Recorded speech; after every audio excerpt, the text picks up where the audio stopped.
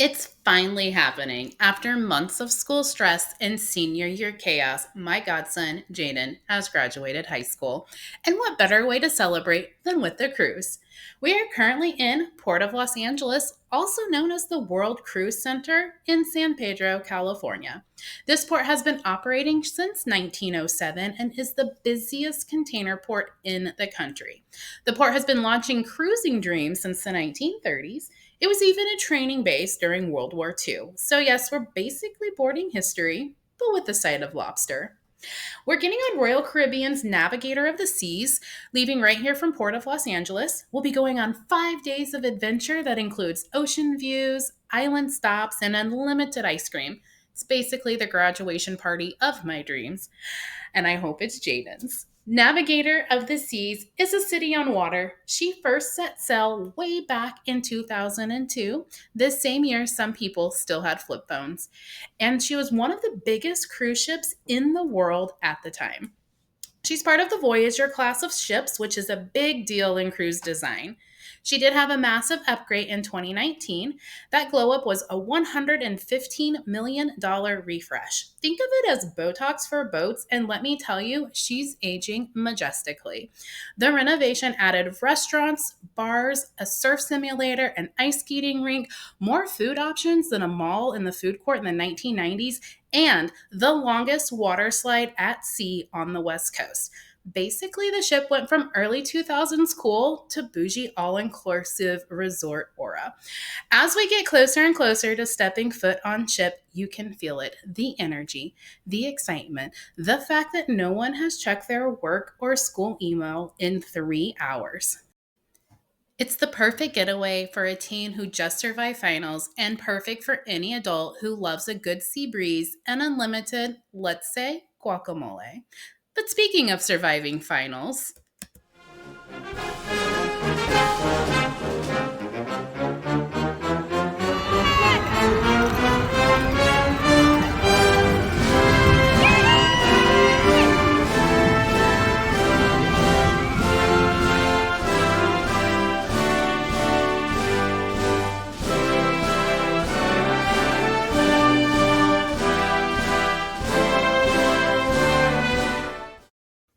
now we're going to start our tour of Navigator of the Seas, and we're going to start close to the top of the ship on deck 11 and work our way around and down. So grab your sea pass and let's go explore. Welcome to Deck 11, the heart of daytime fun. You have two main pools, multiple hot tubs, and the adults only solarium where peace and quiet meet perfect Instagram lighting. Feeling hungry? Well, Deck 11 also has you covered. You can hit the Windjammer Marketplace Buffet, aka the land of 10,000 carbs and 10,000 desserts, and let me tell you, every single one of them is delicious. Or you can grab a quick bite poolside at Johnny Rockets or enjoy the taco buffet at El Loco Fresh, where you can get that unlimited guacamole. If guac isn't your thing, though, you can grab a drink at Lime and Coconut, where the vibes are strong, and so is the margarita. At both ends of the ship, you can access deck 12 that overlooks the pool deck, has hot tubs, great views of the movie projector, and a jogging track. At the forward end of the ship, you can access deck 13, which is where you'll find the water slides and surf simulator. On the aft or the back end of the ship is access to the mini golf course. Now we're going to head back down to deck 11 and tour the Windjammer Buffet. They serve breakfast, lunch, and dinner and are open daily. Be ready to wash your hands upon entrance because healthy is awesome. On either side of the entrance to those Windjammer, you can find two specialty dining restaurants, Chops Grill and Jamie Oliver's Italian. So no matter what you're craving, you can get it here on deck 11. Deck 10 is for the motivated and where the fitness center is located. It's also for people who pack gym clothes to feel better about not using them. But in all seriousness, the fitness center is ocean views for days. It is beautiful. Or you could just walk around the ship slowly, get lost frequently, and say, you're just exploring. That counts as exercise, right? For sure. Decks 9 and 8 are mostly staterooms. For those who get seasick, Deck 9 midship is rumored to be the sweet spot for stability. Those rooms do book up fast, though. Deck 7 continues to be staterooms and the library, and this is where we'll stop to tour our stateroom. Welcome to our home for the next 5 days. We have the bed split into double occupancy. There are two cozy sofas as well to lounge on or to decorate with towel animals. Plus, it's a great spot to people watch down on the promenade. There's also a makeup vanity with tons of storage, a mini cooler, and TV. Back at the entrance is both a closet and a small yet functional bathroom that has everything we'll need for our stay. Deck 6 is another stateroom floor, but Deck 5 is the heart of the ship, the Royal Promenade, basically a floating mini city. It has shops, bars, coffee, pizza, parades, the grand staircase entrance to the casino. It's got it all. The ship's casino was quite impressive for a casino on water, and this is coming from a Vegas girly. It had a good selection of slot machines as well as table games such as blackjack, poker, roulette, and craps. They host slot, blackjack, and bingo tournaments often throughout the cruise. I am still a pro at turning 20s into pennies, but I did end up placing fifth in the blackjack tournament. Day one was a pretty relaxing day. We got on the ship fairly early with the key program, had a luncheon, I had a massage, Jaden toured the ship, and then we went up to the helicopter pad for sail away, and it was lovely and beautiful. And then we were able to go to the White Night for dinner and go to the show, which was the Vegas Showgirl show, and it was a lot of fun.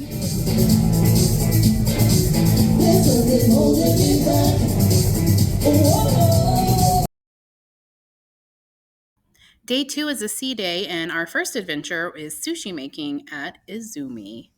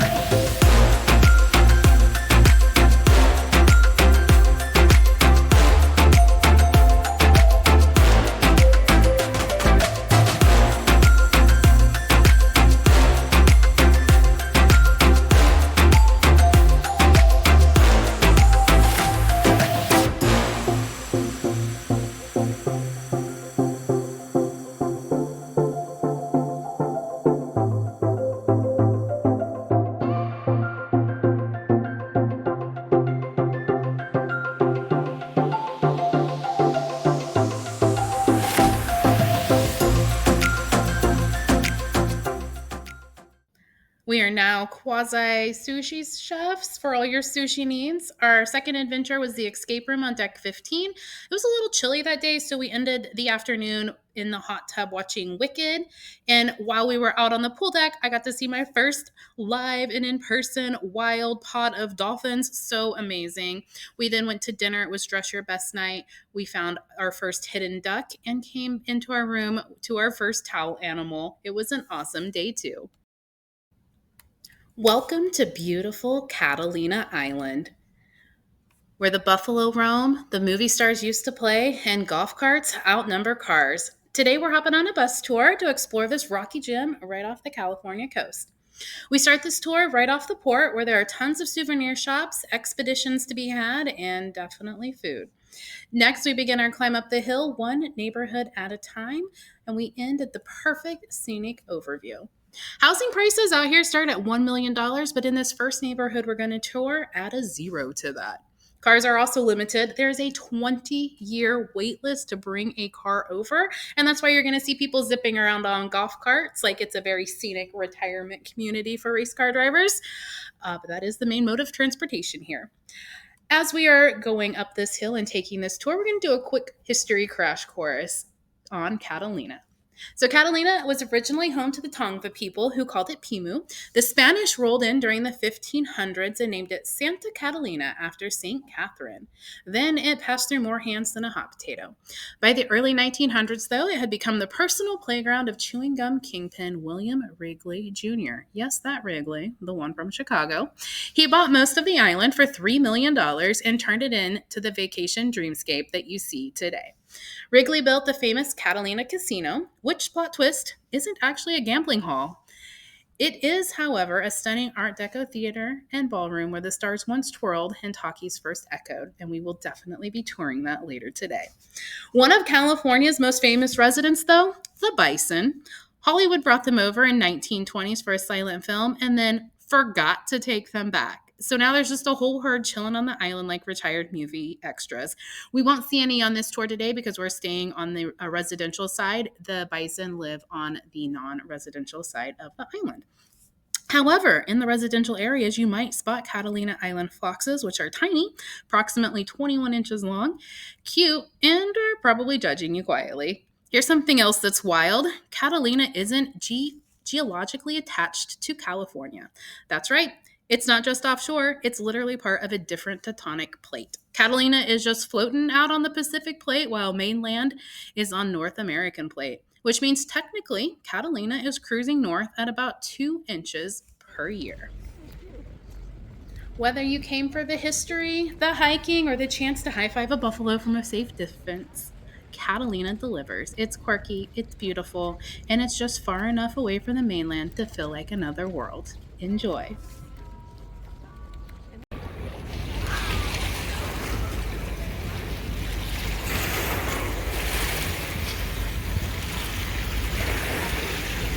Here we are strolling along the Avalon docks, and this is Catalina's front door. Every ferry, yacht, and glass bottom boat lands right here. And yep, you'll probably meet a golden Garibaldi that thinks he's in charge.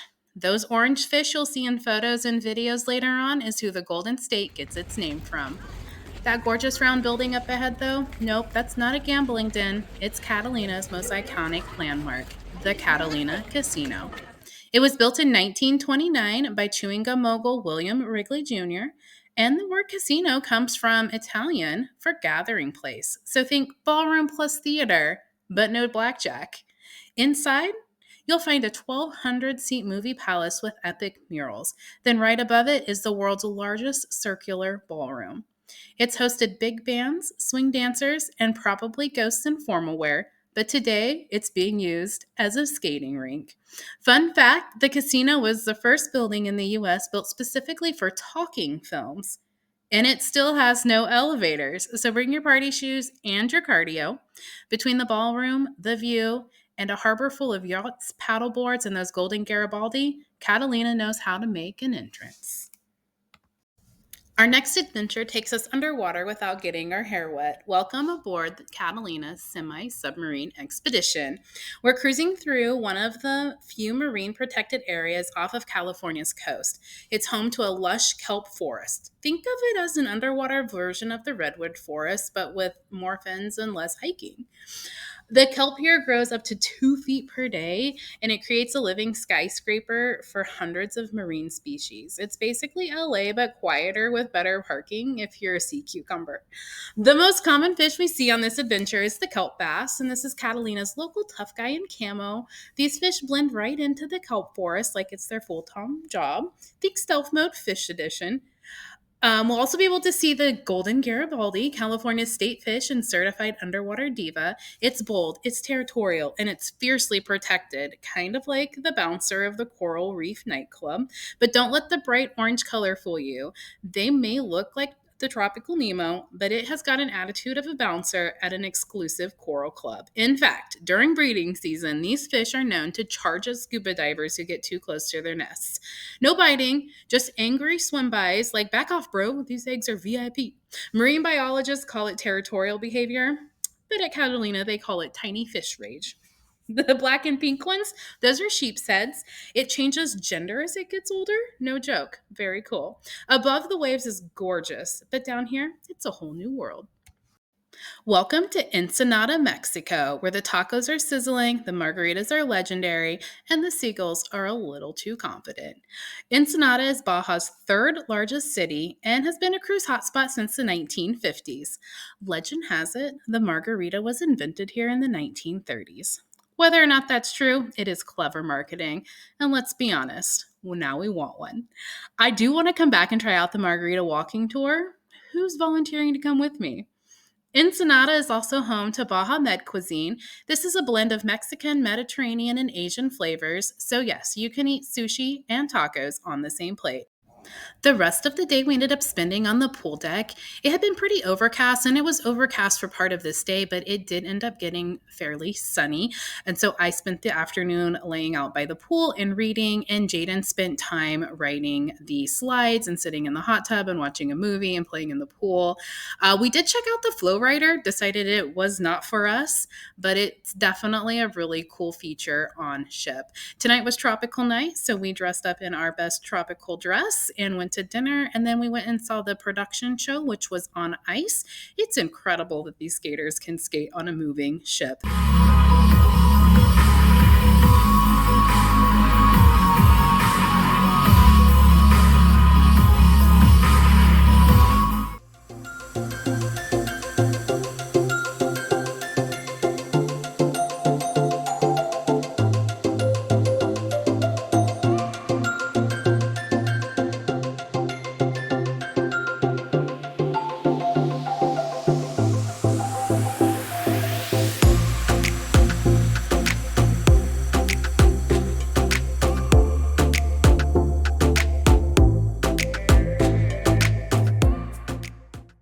Welcome back to LA and to the World Cruise Center. Before saying farewell, we won ducks from the arcade machine and hid them around the ship. Be sure to keep an eye out for those sneaky rubber duckies hidden around the ship on your next cruise. They're the unofficial mascot and a fun little scavenger hunt. But just like that, it's time to disembark. New memories were made, tan lines were earned, and maybe a duck or two was found. Happy graduation cruise, Jaden. I can't wait to watch as you embark on the next journey of your life. You got one job on this ship, is to eat. That's your only real job, is to eat. Eat so you can lay down.